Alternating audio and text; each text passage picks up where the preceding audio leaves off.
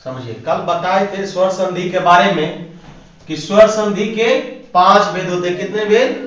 5 भेद होते हैं। कौन कौन? दीर्घ, गुण, वृद्धि, यन और अयादि। स्वर संधि के 5 भेद, दीर्घ, गुण, वृद्धि, यन और अयादि। समझ गए? पांचों भेद को पढ़ाना है तो सबसे पहले आज हम पढ़ाएंगे किसके बारे में? दीर्घ के बारे में। नंबर 1 है ना, दीर्घ स्वर संधि किसे कहते हैं? दीर्घ स्वर संधि के बारे में बताएंगे। दीर्घ स्वर संधि कहते हैं किसको? कहता है कि दो समान स्वर, दो समान मतलब बराबर, जो पहला रहेगा वही दूसरा रहेगा। दो समान स्वर, चाहे वो हर्ष रहे या दीर्घ रहे, हर्ष रहे या दीर्घ रहे। अब हर्ष और दीर्घ कहते हैं किसको? पहले अब ये समझिए, हर्ष और दीर्घ कहते हैं किसको, है ना? तो हर्ष जिन वर्णों के उच्चारण में, यानी जिसको हम बहुत कम समय में बोलते हैं, कुछ भी अ, आ, ई, है ना, अ बोलते हैं, ई बोलते हैं, उ बोलते हैं, री बोलते हैं, तुरंत बोल देते हैं कि नहीं? कहता है जिन वर्णों के उच्चारण में, हर्ष किसको बोलते हैं? जिन वर्णों के उच्चारण में बहुत ही कम समय, बहुत ही कम समय, बहुत कम समय लगता है, अ, ई, उ, री बोल देते हैं ना, समय लगता है, तो उसी को बोलते हैं हर्ष। समझ गया? हर्ष, जिसके उच्चारण में बहुत ही कम समय लगे उसको क्या बोलते हैं? हर्ष।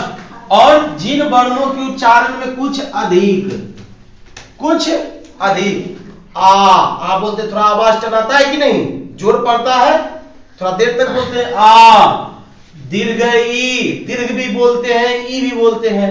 हर्ष उ, है ना, जिन वर्णों के उच्चारण में कुछ अधिक, इसमें अधिक समय लग रहा है, इसलिए इसको क्या बोलते हैं? दीर्घ बोलते हैं। क्या बोलते हैं? दीर्घ बोलते हैं। हर्ष वर्णों की संख्या होता है टोटल 5, कितना होता है? 5। और दीर्घ वर्णों की संख्या होता है टोटल 8। याद रहेगा, हर्ष वर्णों की संख्या कितना है? 5। दीर्घ वर्णों की संख्या 8। याद रखिएगा।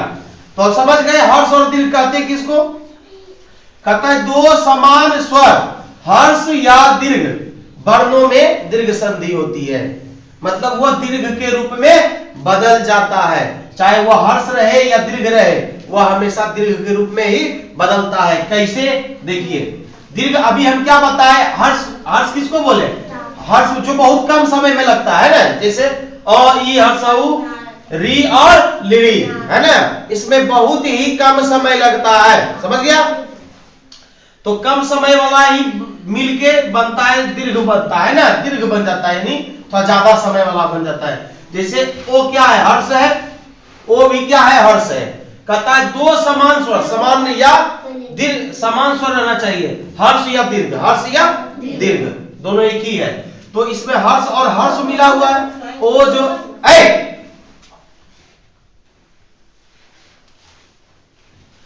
अ जोर अ बराबर क्या हो गया? आ।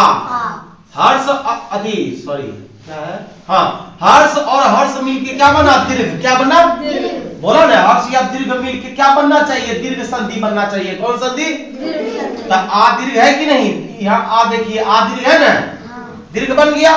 दोनों क्या है? हर्ष है, हर्ष मिलके बन गया दीर्घ। लेकिन ये भी बोलता है हर्ष या दीर्घ भी रहे तो चलेगा, एगो हर्ष है एगो दीर्घ है, एगो हर्ष है एगो दीर्घ है, फिर भी दोनों मिलकर क्या बनता है? दीर्घ। हर्ष और दीर्घ मिलकर क्या बनता है? दीर्घ। तो ओ जोड़ आ बराबर क्या होता है? आ। उसी तरह आ जोड़ अ बराबर क्या होता है? आ जोड़ आ बराबर क्या होता है? आ। दोनों समान है, समान ही बोल रहा है, दोनों समान है, दोनों दीर्घ है। दीर्घ दोनों मिलके भी दीर्घ बन जाएगा, दोनों हर्ष मिलके भी हर्ष बन जाएगा, या फिर हर्ष और दीर्घ मिलके भी दीर्घ बनेगा, या दीर्घ और हर्ष मिलके भी दीर्घ बनेगा। समझ गया? हर्षई जोड़ हर्षई बराबर दीर्घई, हर्षई जोड़ दीर्घई बराबर दीर्घई, दीर्घई जोड़ हर्षई बराबर दीर्घई, दीर्घई जोड़ दीर्घई बराबर दीर्घई। हर्ष और जोड़, देखो हर्ष और दीर्घ दोनों मिला हुआ है कि नहीं? हर्ष और दीर्घ बराबर क्या हुआ? दीर्घ। मतलब हर्ष और दीर्घ या दीर्घ और हर्ष या दोनों समान स्वर जब मिलेगा तो वह हमेशा दीर्घ में बदलेगा। किस चीज में बदलेगा? दीर्घ में बदलेगा। जैसे मुरारी दिया हुआ है, मुरारी कहेगा इसका संधि विच्छेद करिए और पहचानिए कि कौन सा संधि है। मुरारी को जब तोड़े, जब उसका संधि विच्छेद किए तो होता है मूर जोर अरी, मूर जोर अरी। मुरारी का क्या हुआ? मूर जोर अरी, मूर जोर अरी। तो मूर रो जो लास्ट में आया, रो किससे बना हुआ है? रो हलंत जोर ओ से बना हुआ है कि नहीं? रो जो इधर वाला बना हुआ है, ये वाला रो, ये किससे बना है? र हलंत जोर ओ। तो देखो ये इधर क्या आया? दीर्घ आया कि नहीं? इसमें आया कि नहीं दीर्घ? उसके बाद ओ, इधर भी ओ है और ये इसका भी ओ आया, इसका भी ओ आया, इसका भी ओ आया। तो दीर्घ और दीर्घ मिलके, दो समान स्वर मिलके क्या बना? दीर्घ बना। दीर्घ क्या बनता है? ओ जो रो बराबर क्या होता है? आ। तो इसमें देखो आकर हुआ है कि नहीं? मुरारी में आकर हुआ है कि नहीं? समझ में आ रहा है?